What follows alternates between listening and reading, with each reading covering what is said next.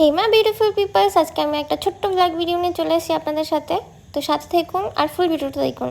তো এই যে আমরা চলে এসেছি মুভিনাতে। এটা ব্যারাকপুরের মুভিনাতে গিয়ে আমরা মান্ডি ট্রাই করেছিলাম, কারণ আমার মান্ডিটা ট্রাই করার ইচ্ছা ছিল। তো মান্ডিটার প্রাইস ছিল 1200 টাকা।